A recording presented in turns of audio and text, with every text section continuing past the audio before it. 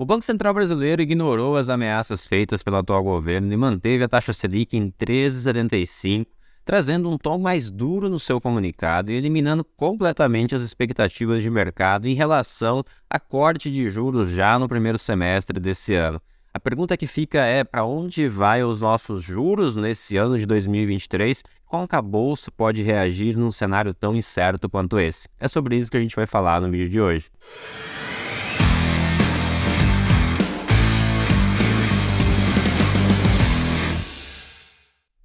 A todos aqueles que estão chegando agora aqui no canal, meu nome é Adriano Bondesan, analista CNPI aqui da Rock Trade, e no vídeo de hoje nós vamos falar sobre as expectativas de inflação e juros aqui no Brasil, como que a expectativa de juros nos Estados Unidos pode impactar aqui a nossa economia e como que foi a semana passada, que foi uma semana turbulenta nos mercados globais, porque tivemos decisão da taxa de juros lá nos Estados Unidos, aqui no Brasil também, e tivemos um tom mais duro do atual presidente do Banco Central, Roberto Campos Neto, no que diz respeito à expectativa de inflação e juros agora para o futuro de 2023. Completamente contra tudo que o governo vinha falando e vinha debatendo em relação a juros, que estamos em patamares muito altos e que temos que cortar os juros. O Banco Central acabou mostrando que está disposto a até aumentar os juros se as expectativas de inflações não voltar para a meta. Mas é sobre isso que a gente vai falar no vídeo de hoje. Antes eu quero convidar você a se inscrever aqui no canal se você ainda não é inscrito. Deixa o seu like também se você está gostando do Palavra do Investidor no atual formato que estamos fazendo aqui. Todas as segundas-feiras eu trago aqui para vocês tudo que de fato impacta os seus investimentos, já tirando aquilo que é ruído de mercado e que mais atrapalha do que ajuda no seu dia a dia. Então eu quero trazer aqui para vocês tudo o que aconteceu nos Estados Unidos primeiramente. Tivemos uma semana de alta volatilidade nos mercados americanos, porque tivemos a decisão da taxa de juros dos Estados Unidos. E era muito esperada, não somente a decisão, que já era bem precificada em 0,25 pontos base, mas sim as falas de Jerome Powell, que é o presidente do Banco Central americano, a respeito do futuro, né, da taxa de juros americana, porque tivemos, né, nesse meio tempo entre uma reunião e outra, quebras de grandes bancos americanos, algumas ameaças de quebras de outros bancos na Europa e na Suíça também, e isso acabou acelerando um pouco as expectativas de que o Banco Central americano pode vir a cortar os juros já nas próximas reuniões. É isso que o mercado começou a precificar. Jerome Powell trouxe uma expectativa de inflação para os próximos anos também, que isso acabou guiando um pouco o mercado, mas eu quero compartilhar minha tela e mostrar para vocês em relação às expectativas de inflação, de juros para esse ano. Então, para a próxima reunião de maio, estamos esperando uma manutenção dos juros. Se você vier aqui para junho, né, também manutenção. Julho já começa uma expectativa de corte nos juros. Setembro também teremos ali a manutenção e chegaremos aqui em dezembro com a taxa de juros baseado nas expectativas do mercado hoje em 4,425, ou seja, um corte de praticamente 1 ponto percentual nos juros atual dos Estados Unidos hoje. Por que isso é tão importante, né? Isso é muito importante porque isso guia qual será a taxa terminal de juros lá nos Estados Unidos e o principal, como que os mercados vão reagir dado essa expectativa de juros terminal nos Estados Unidos. Porque quando as expectativas de juros começam a se alinhar realmente de que já tem um patamar, né, um teto para esses juros chegar, a Bolsa pode começar a precificar isso e já antecipar possíveis altas no mercado. Jerome Powell compartilhou um gráfico mostrando os votos dos presidentes, né, do Comitê de Política Monetária dos Estados Unidos, e o gráfico mostra realmente que chegaremos aqui em 2023, né, alguns membros apostam aqui em 6%, ou votaram, né, que uma taxa terminal fique em 6%, mas a maioria acabou votando que fica entre 5 e 5,25%. Já para 2024, a maioria acabou precificando entre 4 e 4,75%. E o mesmo para 2025, entre 3, 2,75 e 3. E em longo prazo, né, ou ao longo do tempo, a gente tem uma taxa de juros chegando aqui a 2%. Então, realmente, o Fed acabou deixando mais claro para o mercado quais são as expectativas dele, que é a pessoa, ou que é o órgão que tem o maior número de informações possíveis da economia americana, qual será ou qual pode ser a taxa terminal. É claro, temos que acompanhar os próximos indicadores. Jerome Powell deixou isso muito claro, que ele vai acompanhar os indicadores que sairão durante o mês de abril. Temos sexta-feira, que é o PCI, que é o dado de inflação que o Banco Central mais usa para os seus modelos, né, para compor ali a taxa de juros. Então, na sexta-feira, teremos aqui o PCI, né, dos Estados Unidos, que hoje está em 5%, em 5,4%, né, de fevereiro, e a previsão aqui é que caia para 5%. Então, temos que acompanhar na sexta-feira como que será esse dado, porque é um dado que o Banco Central americano acompanha de perto para ver quais são os futuros, né, da taxa de juros americana. Nada ser overview do que aconteceu nos Estados Unidos, e não vou entrar aqui nas questões dos bancos, porque no final de semana tivemos até algumas movimentações nesse sentido, mas tudo parece mais calmo, né, dado que o Banco Central agiu de forma muito rápida para conter essa corrida bancária nos Estados Unidos, então tudo parece estar mais calmo, vamos acompanhando, mas eu quero trazer para o Brasil, porque no Brasil tivemos uma semana também muito conturbada, principalmente na quarta-feira, que tivemos a decisão da taxa de juros aqui no Brasil. Já era amplamente esperado que seria mantida em 13,75, mas havia uma expectativa de que o Roberto Campos Neto tiraria uma frase do seu comunicado, que é uma frase que traz um tom mais hawkish, né? Um tom mais duro, no sentido de que, dado tudo o que está acontecendo nos Estados Unidos, dado que a nossa inflação, apesar de ainda alta, não vem tendo grandes movimentações, né, de alta, poderíamos ter ali um horizonte de um corte de juros já nas próximas reuniões. O mercado vinha precificando isso de certa forma, mas o que a gente teve, eu vou abrir o comunicado para vocês, foi o contrário, foi uma frase, né, ele manteve o comunicado e ainda deixou claro que poderemos voltar a ter aumentos nos juros caso o cenário se deteriore. Então, vou ler aqui rapidamente para vocês. Considerando a incerteza ao redor dos seus cenários, o comitê segue vigilante, avaliando se a estratégia de manutenção da taxa básica de juros por período prolongado será capaz de assegurar a convergência da inflação. O comitê reforça que irá perseverar até que se consolide não apenas o processo de desinflação, como também a ancoragem das expectativas em torno de suas metas. Essa parte é muito importante porque está havendo realmente uma desancoragem em que o mercado está precificando mais inflação no futuro e o Banco Central, né, precisa ser bem austero nesse sentido, porque se desencora, se perde essa ancoragem realmente, ele terá que fazer um esforço muito grande para trazer a inflação para a meta. Então, essa inflação, né, essa expectativa em torno das suas metas se mostrou, né, com uma deterioração adicional, especialmente em prazos mais longos.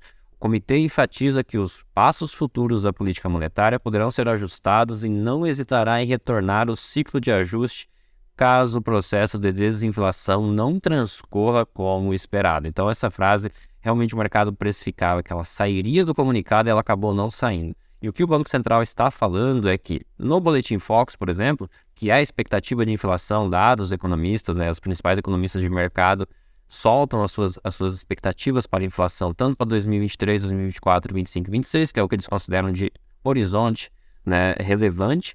Então, a gente pode ver que as inflações de 2023, 2024, elas vinham numa tendência de alta. E aqui, se vocês olharem nas metas e expectativas, né, para a inflação, a gente pode ver que ali tivemos algumas altas, né, recentes no Boletim Focus, trazendo que o mercado não estava confiante desse novo arcabouço fiscal, que o mercado não estava confiante de que a economia não voltará a crescer nos patamares que ela vai crescer, então teremos inflação por mais tempo e uma inflação mais prolongada. E isso realmente fez com que o mercado, na quinta-feira, tivesse uma correção muito forte, caísse mais de 2%, perdendo inclusive os 100 mil pontos. Viemos buscar ali os 97 mil pontos, eu vou mostrar no gráfico para vocês, mas quero trazer mais algumas informações a respeito, por exemplo, dos juros reais. Então, hoje o Brasil tem o maior juros real do mundo. Para quem não sabe, o juros real basicamente é a diferença entre a taxa Selic e a inflação, né, medida aqui pelo IPCA. É claro que a conta não é exatamente a diferença, ela é uma conta um pouquinho mais complexa, é 1 mais a inflação dividido por 1 mais o IPCA, mas estamos aqui com uma taxa de juros reais de 7,6%, fazendo com que o Brasil seja o primeiro país, né, ou o líder no mercado mundial com os juros reais mais altos do planeta.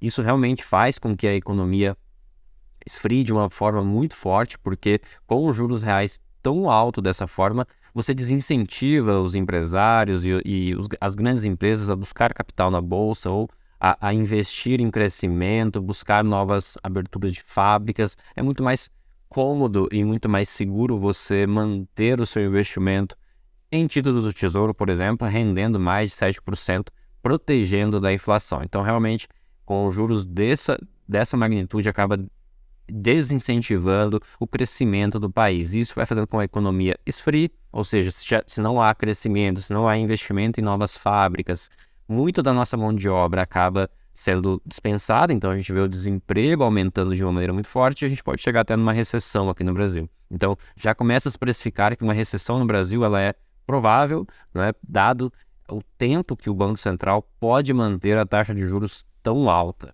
Trazendo um pouco para a Bolsa, né, e falando um pouco de análise fundamentalista, é importante notar que a Bolsa ela está no menor patamar dos últimos 20 anos e ela se mantém no menor patamar pelo maior tempo possível da série histórica. Ou seja, estamos aqui no patamar de PL, que é o preço sobre o lucro, em torno de 5 há praticamente um ano e pouco, né? Então, olhando aqui, ó, ele acabou oscilando de 5 para 4, 4, 4, né? Nos piores cenários chegou aqui a 3 e estamos hoje em 4,7.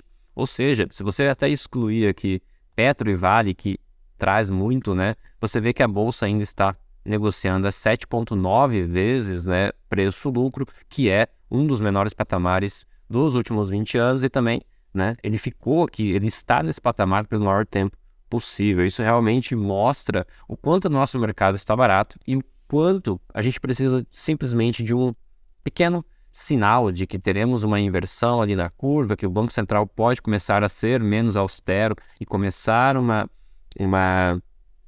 corte na nossa taxa de juros, né? Cabe lembrar aqui que o Banco Central não é causa, ele é consequência.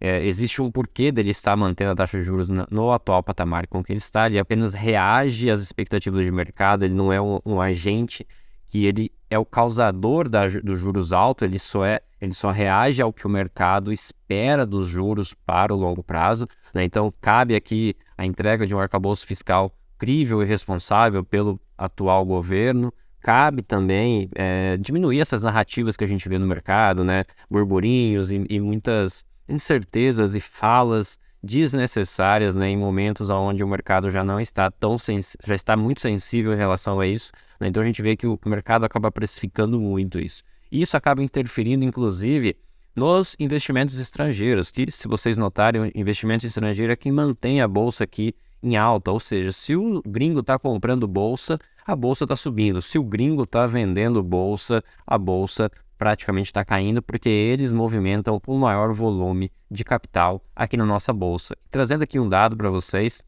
do ano, né? Então, trazendo de janeiro até fevereiro, a gente pode ver que em janeiro tivemos, eu vou até pegar mês a mês aqui para vocês verem, em janeiro tivemos um saldo de 12 bilhões de investimentos estrangeiros aqui no Brasil. Então, o gringo ainda estava bastante animado com a bolsa em janeiro, né? Enquanto os institucionais aqui do Brasil estavam vendendo, então praticamente o institucional vendeu para o gringo em janeiro, mas em fevereiro a gente já começou a ver essa reversão, a gente começou a ver realmente o gringo saindo da bolsa com quase 2 bi de investimento negativo, ou seja, de retirada na bolsa, né? Investidores individuais comprando bem, então provavelmente comprou do gringo, e o institucional ainda vendendo. Agora em março a gente viu uma aceleração realmente dessa saída do gringo. Ele está tirando mais de 3 bilhões até o momento, né? Esse gráfico está atualizado com 2 dias de antecedência, então temos ali até o dia 22 de março, provavelmente essa tendência deve continuar até o final do mês. A gente vê realmente o gringo vendendo, o institucional agora até comprando, começando a comprar, porque realmente estamos em patamares muito baixos em relação aos valuations da bolsa, né? E a gente vê o local também comprando bastante. Então, temos que ficar de olho nesses dados, porque isso pode impactar diretamente no nosso investimento aqui na Bolsa de Valores, né? Mas vamos dar uma olhadinha como que está o gráfico do Ibovespa, até para a gente finalizar aqui. Hoje uma palavra do investidor um pouquinho mais curta, trazendo para vocês, não temos grandes novidades para essas semanas, né? É uma semana de mais de calmaria, o mercado também precisa disso, depois de alguns dias, igual tivemos na semana passada, de grande volatilidade e euforia. O mercado acaba passando alguns dias refletindo e reprecificando tudo o que aconteceu, né? E aqui trazendo para vocês sobre o gráfico do Ibovespa, tivemos aqui ele atingiu o segundo alvo, né? Então ele veio buscar aqui o 61,8 de Fibonacci. A gente traçou aqui o Fibonacci, né? Ele acabou vindo buscar essa região dos 97 mil pontos na quinta-feira, né? Pós-cupom. Então ele veio aqui e está tentando reagir, né? A gente acompanha muito o volume da bolsa, então realmente ele caiu sem muita força, mas acima da média, e agora ele está corrigindo sem força nenhuma. Então isso nos indica que ele pode vir buscar aqui a média de 21, né? E essa região aqui que foi um suporte e agora se tornou uma resistência para voltar a vir buscar aqui os 92 mil pontos, né? Que é o 100% de Fibonacci. Esperamos que isso não aconteça, esperamos que a bolsa engate aqui uma tendência de alta. Precisamos de alguns gatilhos para isso, como o novo arcabouço fiscal, que pode ser anunciado em breve. Então isso pode destravar o valor aqui na bolsa brasileira. E trazendo aqui agora para o dólar, só para a gente ter uma noção, o dólar continua lateral entre os 5, 5,20, 5,30, né? Então ele chegou a tocar aqui nessa resistência que eu mostrei para vocês na semana passada, voltou a corrigir aqui nas médias, tanto na média de 50 quanto na média de 21, e está nessa região, uma região bem delicada para se operar o dólar, né? Estamos até com uma operação comprada no dólar, né? Ele até chegou aqui a subir bastante, mas devolveu tudo na sexta-feira e hoje também está caindo aqui quase 0,7%, e um movimento que está acompanhando o mundo, né? No mundo também o dólar está mais fraco hoje, dado que a gente já teve ali uma taxa terminal dos juros dos Estados Unidos entre 5 e pouco, então o dólar acaba perdendo um pouco da sua atratividade e aí o dólar acaba se enfraquecendo em relação às outras moedas a nível global. Espero que vocês tenham gostado do Palavra do Investidor de hoje. Trouxe um pouco do que aconteceu na semana passada em relação ao Banco Central brasileiro. Esperamos que tanto o Banco Central quanto o governo entre em acordo, né? A gente não quer que nenhuma briga, a gente quer que o Brasil dê certo, a gente quer que os juros caiam, a gente quer que a bolsa suba, mas precisa de alguns gatilhos para que isso aconteça. Continuaremos acompanhando. Na sexta-feira temos o PCE e na segunda-feira eu trago aqui para vocês tudo o que aconteceu durante essa semana na Bolsa Brasileira e nos mercados internacionais. Quero desejar uma ótima semana de negociações para vocês e nos vemos na próxima segunda-feira em mais um Palavra do Investidor. Tchau, tchau!